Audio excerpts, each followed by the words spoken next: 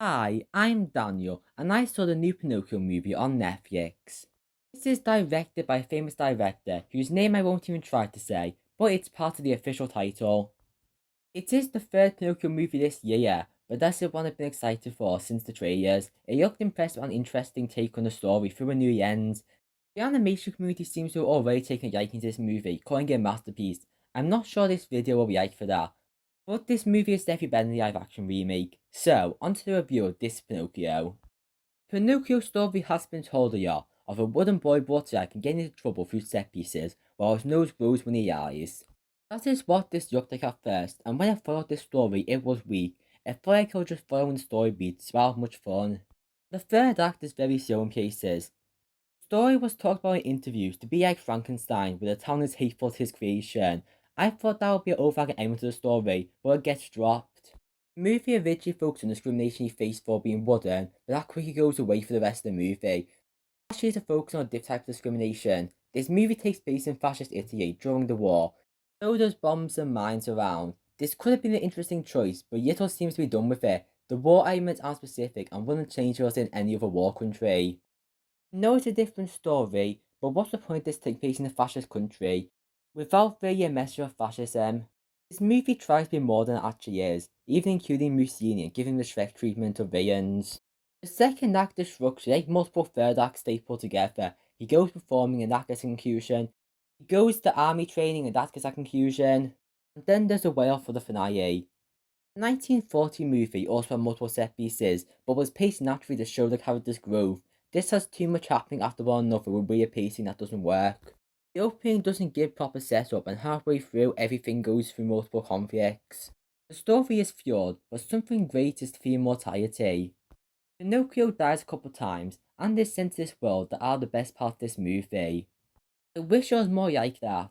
Pinocchio can't die, but is that good or bad? I like this idea to elevate what the story means. This movie should at least get points for taking what should be a predictable story and making it unpredictable. Even the war elements help build an atmosphere. This movie goes dark, but I wish it was more dark and went more in detail for a complex route. I can imagine some people watch this movie and think it's too political, but I think it should have been more political. This movie has trouble picking a target audience. There's one scene which a petal Beatty explains the nose growing metaphor, and it wasn't needed. Also, as a small note, recent live action Pinocchio was criticised for using lying to get out of a situation, but this does that too, and in the third act as well. I also didn't like that movie, but there were bigger issues than that scene.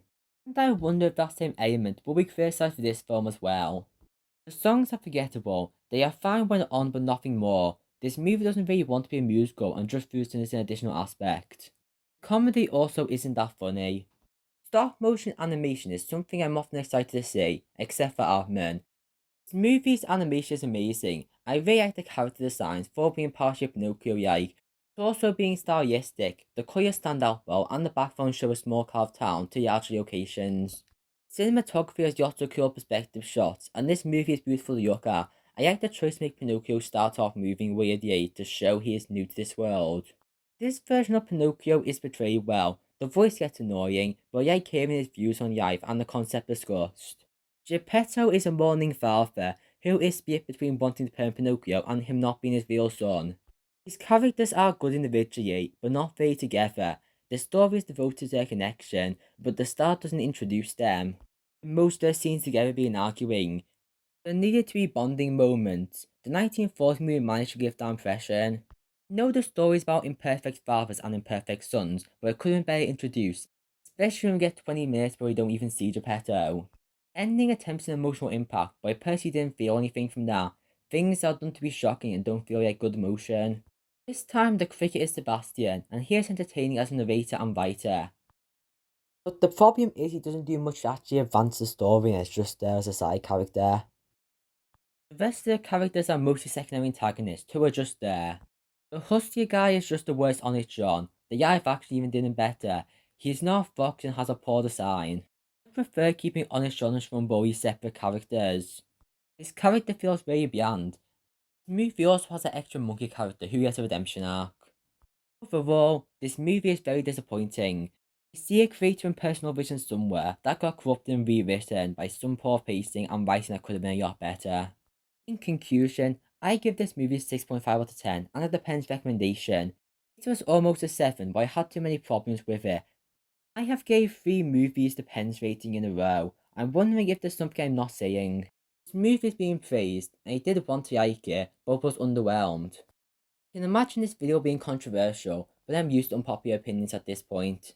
2022 had a couple disappointing animated films, and I don't think any would fit Oscar requirements. It will probably go to this, and that could make some sense. I would obviously prefer the bad guys, but that probably won't happen. If you enjoyed this video, consider pressing subscribe and watching my other videos. The end.